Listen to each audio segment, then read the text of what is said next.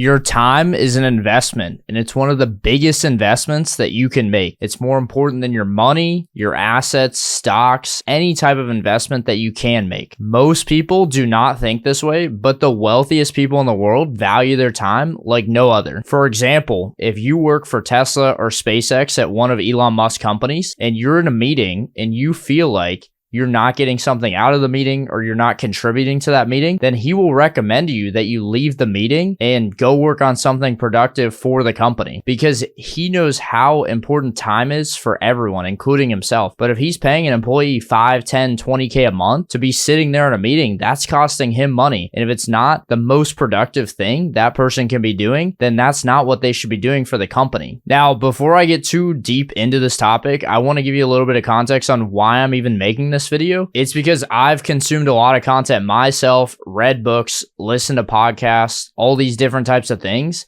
And those people had the courage to put the information out there, and they took the time to do so. So hopefully with me making these videos, I can help speed up the process for others and kind of document where I'm at in my life. It's funny because I think Grant Cardone, as much of an interesting guy that he is, he's done a great job raising his daughters. And his youngest daughter, that's like 13 or 14 years old, she put out a reel. She said something like, I was going to post this video, but there were people making fun of me and telling me that my opinion wasn't valid. And she said that she thought about it and realized that who are these people to tell her if she has a platform or not, and to speak on her platform that she built about the things that she believes in. And that resonated with me a lot. You know, I've heard a lot, and I tell a lot of people to post content, so I don't want to be hypocritical. I want to post the videos myself. I believe that the positives outweigh the negatives with the leverage you get from social media. And I have nothing to sell anyone right now, but I do this for a selfish reason as well. Hopefully I do help some people, but eventually I will have something to sell you guys, and I want to build that platform so I can ultimately have more money and live a better life. I'm also trying to learn as much as possible, be as coachable as possible. So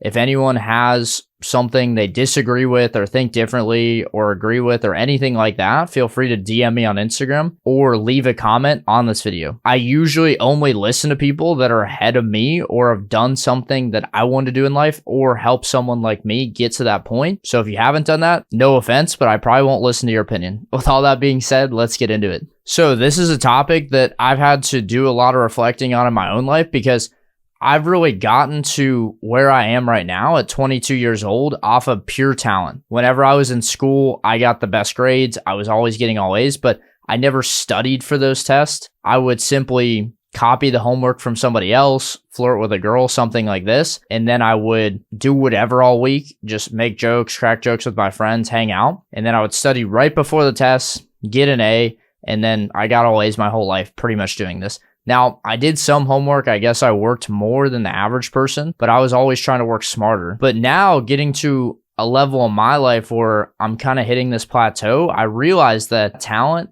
got me from point A to point B, but it's not going to get me from point B to point C. Same thing as if you're a basketball player and you do well in your high school basketball team, the same things that got you to be the best in high school are not going to get you to be the best in college, are not going to be the best that get you to the NBA, and ultimately be the best basketball player in the world. You have to be adaptable and change as you're going up. And I think a lot of people overlook this resource that everyone's always thinking about money and things like this, but your time is so extremely valuable. When we're young, we have a lot more time because we don't have all these responsibilities stacked up of like having a kid, having family, having pets to take care of, multiple houses, whatever it may be. As you get older, this stuff starts to stack up and your energy level's at an all-time high and your time's at an all-time high. But your money, your skill sets, all those things are at an all-time low. So you have to take advantage of the time that you have and realize that it's the most important investment that you'll ever have. Warren Buffett, for example, that's worth $100+ billion, and the founder and CEO of Berkshire Hathaway, I believe he's stepping down this year, but he even says if he was able to trade all of his money and go back to 18 years old with all the knowledge he has, he would. He's willing to pay over $100 billion to do that. Now, that's an extreme example because he's one of the best investors of our time, but he understands that time is the most important investment. Just like the private jet people, they buy a private jet to save that time. It's all about the time. I believe that you're either getting 1% better each day or 1% worse. And just like if you overspend your money on bags, trips and cars and stuff that you can't quite afford yet, that it's the same thing with your time. If you spend too much time on leisure activities, hanging out with girls or any of these types of things, I'm not against any of that. But the thing is like you have to have a goal and be laser focused and have crystal clear clarity on that goal and be working towards that. And in the meantime, while you're trying to hit that goal, your time is so valuable. You have to invest it into the right things during the day. What's worked the best for me is an age-old saying that my parents used to always tell me, specifically my dad, but to work hard and then play hard. Just like if you're looking to budget your money or how much money you're bringing in, say you bring in $10K a month, 30% goes to taxes, 30% goes to spending on whatever you want, and then 40% goes to investing for the future and saving it. It's the same thing with your time. And so everyone has 24 hours in a day. So it's the same thing. You probably spend about 8 hours sleeping, maybe a couple hours eating, hour going to the bathroom, all these things. Like these are things that you have to do. You cannot outsource this no matter what you do. The best thing is to take the time that you do have and make sure you're focused in on where you're trying to get with your goals at a certain period of time. And so every single decision that you make during the day is an investment of your time and your focus. When you choose to go to the gym, whoever you choose to speak to, whether it's your family, whether it's a girl, whether it's random people on the street, what you choose to eat during the day, that's all an investment of your time and ultimately your focus. They're very closely correlated. And what happens is a lot of times is people will do well. They'll be at a point where they really want to make a change in their life, and then they'll go through that period, then they'll get comfortable, and then they'll start being casual with their time again. This is the worst trap to fall into. You cannot become casual with your time. It's tough in life because obviously everyone wants sort of like a balance. You have Elon Musk, to one extreme example of he really has a goal that he's trying to get to Mars and build the biggest companies in the world and help people with that. And he invests all his time, energy into that. And when you do that, you have to sacrifice pretty much everything else in your life. But he's the most extreme example. He's pretty much worked every single day, the highest leverage, smartest tasks in his life. And that's how he's become the richest person in the world. But there's give and take with all of it. So it's kind of like you're riding a train and that train's going towards a certain destination. And the further you go towards that destination, you could define that as like success or happiness or whatever that is in your life, right? Like what most people want, whether that's a lot of money, a hotter girlfriend, better relationships with their family, like anything that people value, you can kind of just like visualize that as like the end, like in this train goes to infinity. It's not the most comfortable thing to stay on this train. Like it takes some work and it takes time and you have to sacrifice. Maybe you don't see your family and stuff, but you're heading towards like your goals. At each train station, you can kind of consider this like a plateau. Getting off at one of these train stations is kind of like getting comfortable in your life. Obviously, you do have to have some sort of a balance, and everyone kind of chooses what train station they want to get off at. Like I said, Elon Musk is an extreme example. He's still on that train. He's still going and going and going until he dies, right? There's other people that they get off at the first train station stop. They're homeless. They have no money. They don't have any high quality relationships. They really haven't done much with their life. So, and then everyone else kind of fits in between that. You'll find that the way people choose to invest their resources, time, money, things like this completely comes down to the standard they set for themselves. Because the higher standard you set, the more sacrifice and risk and all these different things come along with it. You cannot have one without the other. I think there's a saying called, you can't have your cake and eat it too. I didn't really understand what this meant, but basically it means like if you have a cake sitting in front of you, you cannot physically eat the cake, consume it, and also have it here.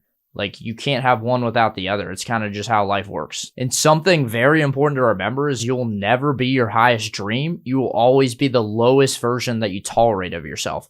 Basically the standards that you set for yourself. Same thing with the train station analogy. If you decide for yourself that you're going to, I don't know, stop 37, train station 37, and you're not stopping, you're not getting off that train no matter what until you get to 37 or you die, that's when people succeed because they set that standard that they're not going to let that happen. And that's different for everyone. Maybe some people set that standard. They want to make $1 million, $10 million, $100 million, $1 billion. Maybe some people want a girlfriend that's skinny versus a girlfriend that's overweight, or a girlfriend that's blonde versus brown hair, or all these different types of things. Everyone gets what they deserve out of life from the standards that they set for themselves and the work that they put in to get to that standard. And another thing I found is that most people don't really know how to set goals to begin with. Like you hear, oh, set a goal for yourself and go after that goal and try to hit it. But how do you even set goals and break it down where you can succeed with it? So what I found works best is to set a goal and then work backwards from there.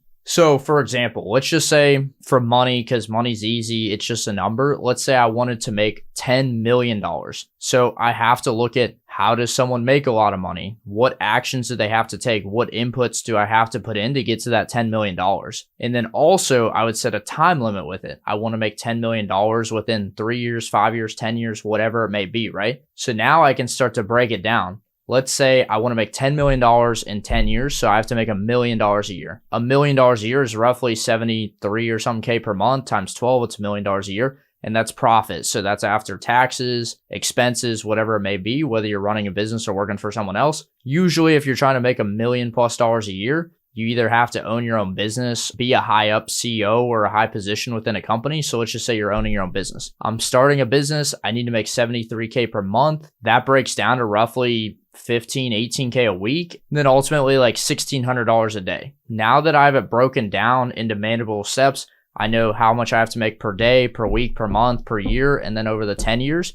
Now I have to say, okay, how am I going to make that money? Now I have to figure out, okay, I know that people that make $1 million a year, they usually have to start a business, because maybe if I want to become a surgeon or a doctor or an engineer, I don't have time to go to school for 5 or 10 years. So that's not going to work. So say a solution is starting a business. Okay, so what business do I start? A business is just fulfilling a need with a product or service to the marketplace. You get paid in proportion to the value you provide to the marketplace. Same reason all these billionaires get paid the most amount of money, because they provide the most amount of value to the marketplace. I don't know about you guys, but I really enjoy having Amazon and getting a package delivered to my door in 2 days. So more than willing for Jeff Bezos to have a 400-foot yacht that I get my packages delivered within 2 days. Okay, let's just say a simple business. You maybe are younger and you know the internet better and these types of things, and maybe you're better at writing and kind of like social media and stuff like that. So super simple. Let's just say you start a marketing agency and you're providing social media services to local businesses or something like this.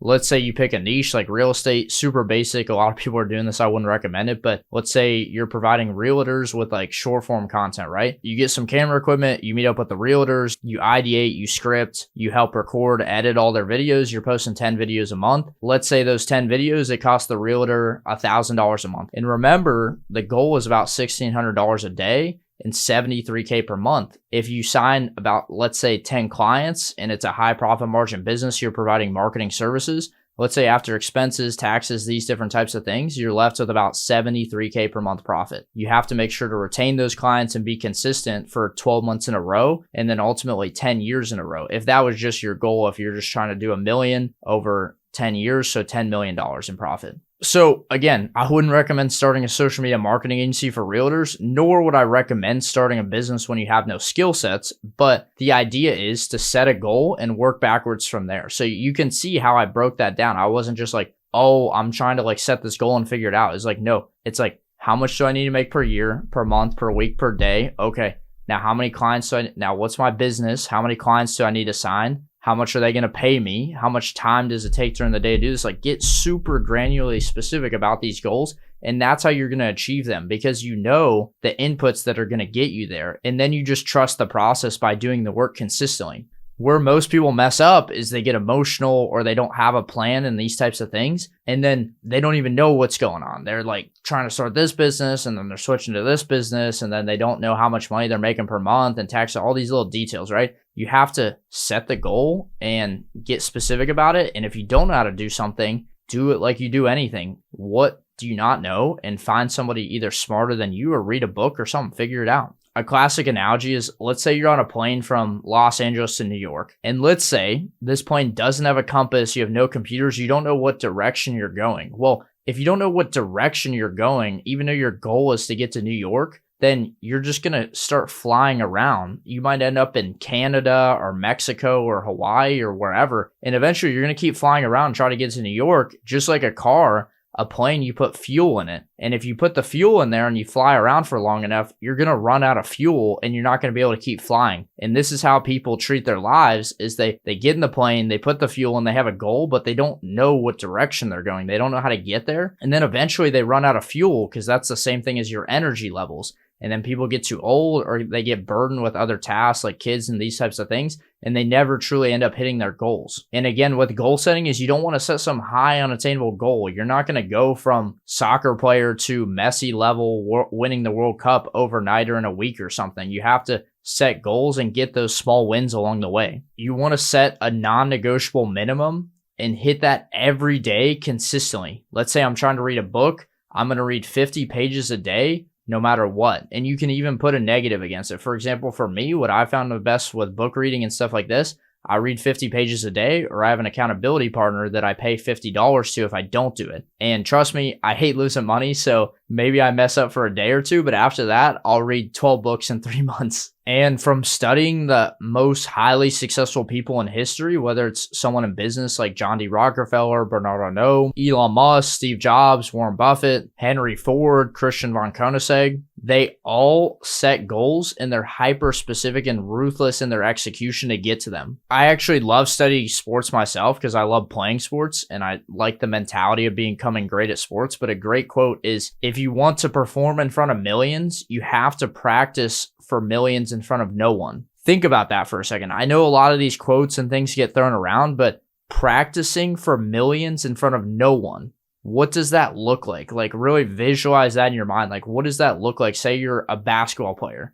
Like, how does somebody that's going to perform in front of millions one day practice? Well, they probably are perfect in their execution, ruthlessly, like analyzing mistakes, getting better, watching game tape, and just getting the small, like 0.1% down, like their shot, their form, how they pass the ball, how quick they are, how strong they are, like all the very specific things. That's how you become the best in the world. Because if everyone was the best in the world at everything, then it wouldn't be valuable. That's why people value things, because people don't have them. So let's say you do all these things. You understand your time's very valuable. You use it as investments. You start setting these goals. You start getting specific about them. You start controlling the inputs. You set a high standard for yourself so you're consistent over a period of time. And boom, this is where most people get comfortable. And this is a very slippery slope, because I don't know if you remember what I said earlier in the video, but you're either getting 1% better every day or you're getting 1% worse. It's like a receiver in an NFL game. They catch the ball and somebody absolutely smokes them and takes them out, and they drop the ball, get a fumble, and they reverse it for a touchdown. When you start to get comfortable and treat your time casually, this is where most people get absolutely wiped out. You start to get comfortable,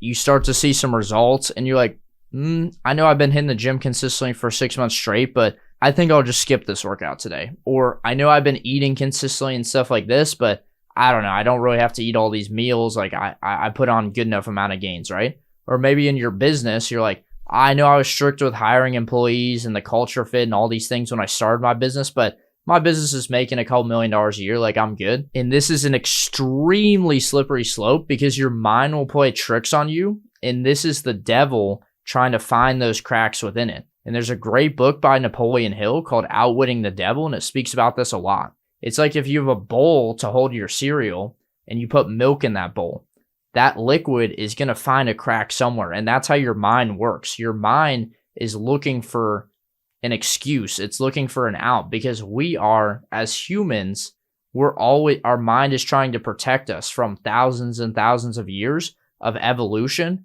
Our mind tries to protect us against things that are uncomfortable, because that is what got us killed back in the day. Like, literally killed, physically die. And we live in a world where cheap, fast dopamine is the most easily accessible it's ever been and the hardest to avoid. There's companies like Facebook, Instagram, Snapchat, all these social media companies and advertising agencies and all these different things, all these different tech companies, they are constantly trying to get your attention, because we live in an attention economy. I'm going to make a separate video about this, but it's all this cheap, fast dopamine. People trying to take your attention, your time, your focus, so they can get more money and power and make it to a high level. It's like the opioid crisis, where everyone got addicted to physical drugs, because history does not repeat itself, but human nature does. And I'll put money on this, that this will one day be talked about in the years 2020 or these decades, that it'll be called the dopamine crisis or something like that, similar to how it was called the opioid crisis. It's like, for example, like a very extreme example, and what most men are addicted to is lust these days. You can see more pictures of girls and all other sorts of nonsense on the internet. It's more accessible than ever,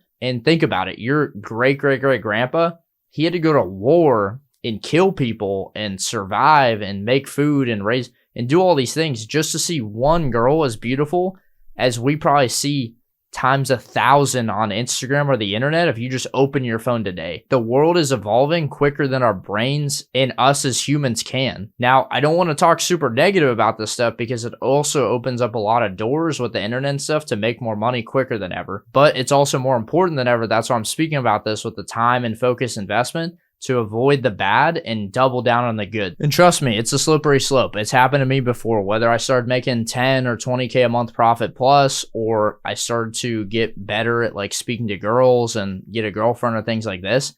Whatever it is, once you start getting comfortable, you're going 1% the negative direction. And all of a sudden you're going to wake up one day and you're going to be like, wow, what the heck happened? Like, where am I at? And you're going to have this mountain of work in front of you. And be like, man, I wish I would have just doubled down. And you don't have to be as extreme with it. Like, there's balance in everything, but you don't want to flip your investment too much to the laser side because that's where you start getting absolutely smoked. And the reason I'm speaking on this is it's something that happened in my own life. From about middle school to a couple years after high school, I got too comfortable. I was posting YouTube videos, I was streaming, I was starting businesses, I was staying off of social media. I was doing everything right. I was reading books, I was getting good grades, I was playing sports, I was establishing like high quality relationships with people, and I was building my mind, my body, living a great life. Then the world started to beat me down, and that's what happens to most people. Thankfully, like, I fight every day to, become the best version of myself and ultimately like help others through that. But that's why it's important to look at your time as an investment, meaning you don't want to get too risky as a great investor, because if you put 100% of your eggs in one basket and it's the wrong company or something, it could be too risky. So maybe your time is 80% working towards your goals or you're younger and stuff. And once you get a family and stuff, maybe switch it to like 40%, but don't go to like 0 or 10% of your time and put it towards things that aren't helping you push it forward, because you're just delaying the work and it's easier. And I consider one of myself the laziest people because I'm trying to do all the hard work now so I don't have to do any hard work as I get older. So again, there's levels to this. It depends on how much you're willing to sacrifice for your goals.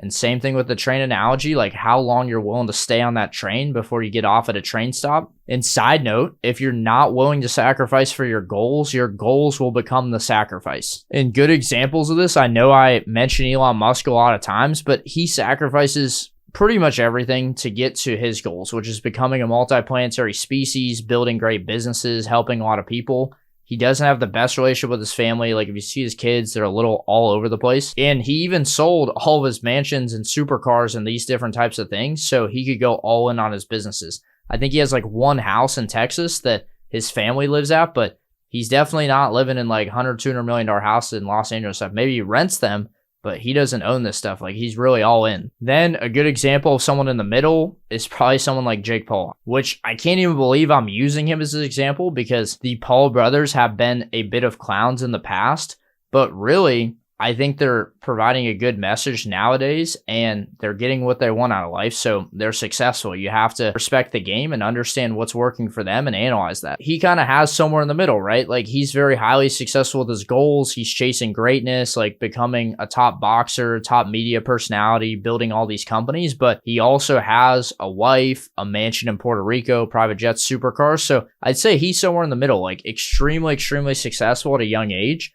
But he still has some of the cars and the houses and stuff like that, a wife and a relationship with his family. And I don't think he'll ever get to quite the Elon Musk extreme. So I'd say he's like more of like a highly successful, like middle example. I believe he's like number 8 ranked boxer in the world or something. I don't really know the heavyweight and types of rankings, but if he was number 1, obviously he would have to sacrifice a lot more to get to that level. Because if you're not willing to sacrifice something to get to the number 1 spot, the next guy is. In studying the most successful people in the world, it's shown that people are willing to do whatever to get to number 1. They'll scam, they'll lie, they'll manipulate, they'll throw their morals out the window. If somebody's really trying to get to number 1, they'll do whatever it takes. And if you're not willing to do that, somebody else will. A third example of someone that's extremely successful, but is a great example for they got too casual with their time and leisure and started investing that too heavily into things that didn't help push them forward is Conor McGregor. And this is the category that most people fall into because it's extremely, extremely difficult to continue pushing the boundaries for an extended period of time. Conor McGregor had extreme levels of success in his UFC and fighting career, becoming two-time champion in 2 different weight classes. And you can see from his old interviews, his mental models, his mindset, his actions, he was completely dialed in. And those inputs were ultimately what allowed him to achieve becoming #1 in the world, top UFC fighter in the world. This guy was absolutely electric in his prime. Like, it seemed like nothing could take him out. But like we just talked about before, this is where most people get comfortable. Most people don't even make it to Conor McGregor's level of success in 10 lifetimes, but I'm just saying this as an extreme example so you can really understand what I mean by this. So Conor McGregor, he wasn't fighting. He probably wasn't going to the gym. You see him on a yacht with his wife and family. And again, there's nothing wrong with that, but he was doing all these things and he completely stopped investing his time and focus into becoming a great fighter and ultimately like pushing it forward because he was comfortable. He was good.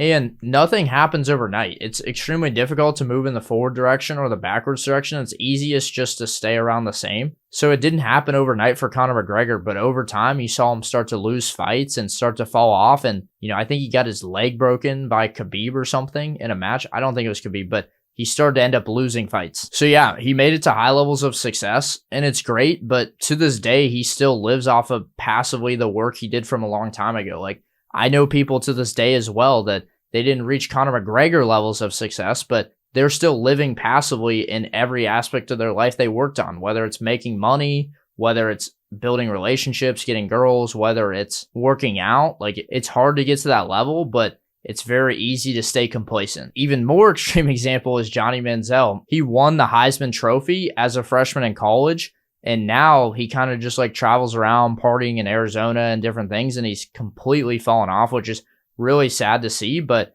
it's what happens to most people. And again, these are extreme examples of highly, highly successful people, but it can happen to anyone at any degree. And that's the reason I want to make this video, because I found for me, I want to become the best in the world, so I'm willing to sacrifice a lot to get there. And I really put my time investment more towards hitting those goals to become the best and, I don't know, really maximize my life. But what I'm trying to say to you to help is that, or what I found to work best, no matter what you're trying to achieve or no matter to what degree, is just to get a little done each day. Whether you get the hard work done in the morning and then you can chill for the rest of the day, like, that's fine. But just make sure you're moving the needle a little bit forward each day, because you don't want to get to the middle of your life or the end of your life and be like, man, like, I have so much work cut out for you. And then you just completely give up. Most people just give up before they're even 30 years old, which is crazy to think about. I would say that probably about 95% of people, if you see friends from your high school, your college, things like that, they've completely pretty much thrown in the towel and they're living out the rest of their lives. Like, that's when it stops for them, before or around 30 years old. And that's even being generous. Like, most people, it's like 24, 25 years old. So if you can just keep getting a little bit better over a long period of time, past 25, 30 years old, you're already ahead of 95% of people. Another big thing with this goal setting and investing your time and everything like that is don't get discouraged whenever something does not go your way. Look at every problem and everything that bad happens to you as a blessing to learn from and ultimately become stronger. Because I can tell you right now, the only way out is through, and there's no way around the work. So everyone has to do the work, and the quicker you're able to solve these things and figure it out, the next person has to go through the same things, and that becomes your moat over time because you've solved all these problems and gone through all these hard things, and you know the next person has to do that. And every time you're willing to go one more, that next person is now willing to do that. And more and more people fall off until it's only the top 10 or 5 or best person in the world at anything. It's become easy to think through social media and stuff that everyone has a 10 out of 10 Victoria's Secret model girlfriend. Everyone has $1 billion, a 300-foot yacht, a Koenigsegg, or a Bugatti. But in reality, like, how many people do you actually know that have one of these things? Most people are absolutely delusional with these statistics. I remember hearing from Alex Hormozi, who I need to make another video about because I have a certain relationship with that guy, but he was saying that there was a study that they asked like a lot of kids in high school if they would be a millionaire before 25. And I think it was like 70, 80, 90% said they would be a millionaire before 25. And it's like, it's cool. Like, I want those people to be motivated and stuff like that, but they're absolutely delusional, because the people that become millionaires before 25, it's like 0.1% or 0.01%. It's so minusculely small. So again, I'm not saying don't be delusional. I believe that you do need to be delusional to reach high levels of success. Be delusional and be calculated. Like, set a goal and work backwards from there, and be conscious of where you're investing your time, and realize that it's going to take a lot of sacrifice to get there. I believe that every decision that you make in your life is like playing a game of chess. You have a board and you have pieces on your side, and you're playing against an opponent, which is, I guess, life or whatever you want to call it. And all you can do is make the best move on the chessboard at any given time. And so right now, and with saying that, the best time to get started was yesterday, and the second best time is today. Meaning that the best time to get started and the best move on the chessboard at this moment in time is to take this information and implement it. I'm closing with some of this mindsets around decision making, because hopefully it convinces some people to make better decisions. Decision making is not about being right every single time. It's about being right more times than you're wrong, and then ultimately building that skill set of decision making where you can become right almost every time. In the beginning, when you're just starting out, it's all about just like more work, just like figuring stuff out. For me, the reason I'm more successful than other people in certain aspects of life at a younger age is because I've failed more times than people have even tried. How many girls have people approached in their lifetime? Maybe 1, maybe 10, maybe 100. I'm 22 years old, and I think I've already approached maybe close to 1,000 girls. How many people have tried to start a business and tried to make money? Well, again, at 22 years old, I think I'm maybe 5, 6, 7 businesses in, many failed partnerships, money made, money lost, all this stuff.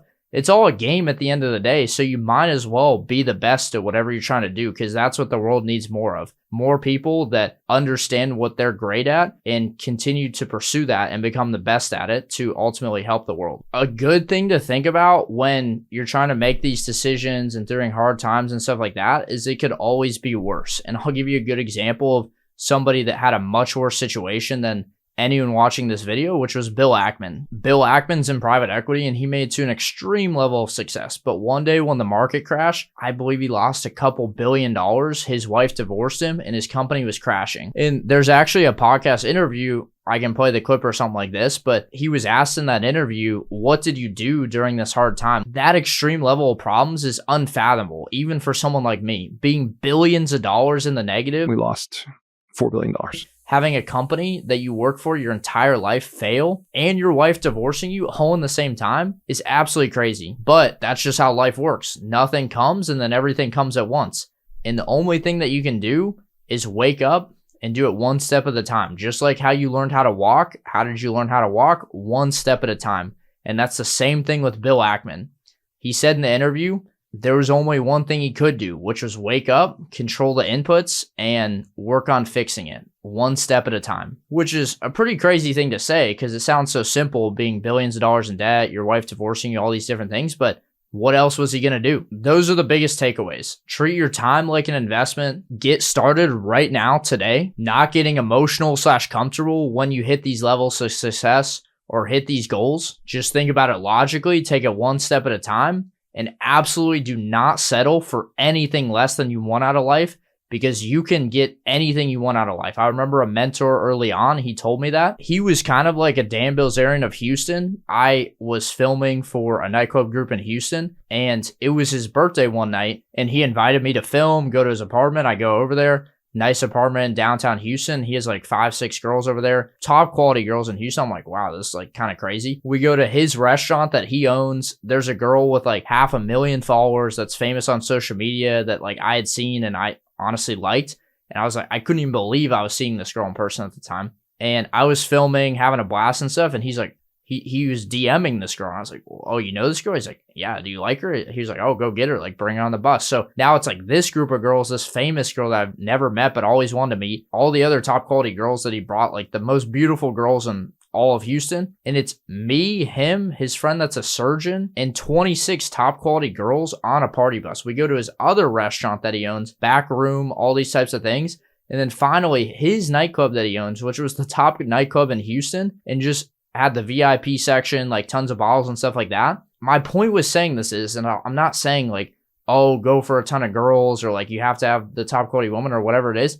I'm saying I just want everyone to get what they want out of life, and hopefully I can help you get there. After seeing that situation, how he lived his life, again, I'm not saying this is an example for everyone, this is how everyone should live their life, but he was living the life that he wanted to live. He was crushing it for himself. Yeah, that's pretty much everything. Super simple, but hopefully there are some good takes from it. Treat your time like an investment and get started today.